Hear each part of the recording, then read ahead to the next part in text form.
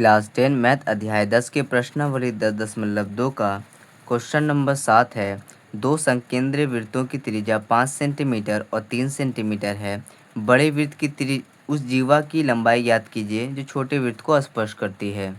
तो ये हमारा फिगर है जिसमें कहा जा रहा था दो संकेंद्रीय वृत्त है, यानी वृत्त के अंदर एक वृत्त है, ठीक है, जिसका केंद्र ओ उभयनिष्ठ है यानी कॉमन है इसमें।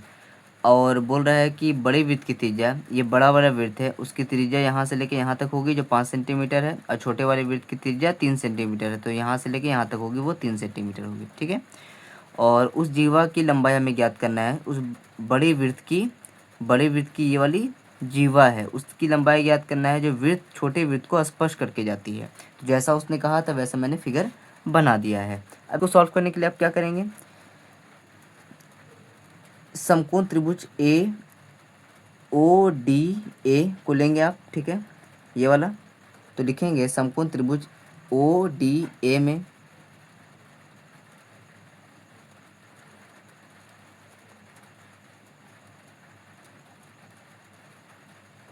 ODA में पाइथागोरस प्रमेय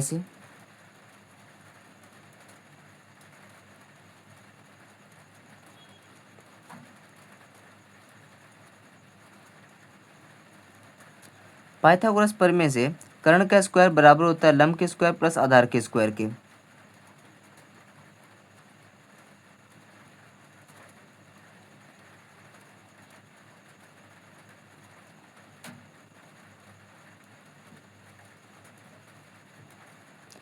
कर्ण हमारा है 90 डिग्री के सामने वाली रेखा को कर्ण बोलते हैं, यानी 5 सेंटीमीटर। 5 का स्क्वायर बराबर लंब हमारा कितना है 3 है, तो 3 का स्क्वायर। और आधार ये है AD है, तो AD को वैसे ही उतार देंगे। 5 का स्क्वायर 25 हो जाएगा, 3 का स्क्वायर 9 हो जाएगा, प्लस AD का स्क्वायर 9 बराबर की इस तरफ आ जाएगा, 25 में से 9 जाएगा और AD का स्क्वायर वैसे ही रह जाएगा। 25 में से 9 जाएगा बचेगा 16 और AD का स्क्वायर वैसे रह जाएगा। स्क्वायर बराबर की इस तरफ जाएगा तो रूट लग जाएगा, तो AD अंडर रूट 16। AB की वैल्यू आ गई, AD की वैल्यू आ गई 4, ठीक है।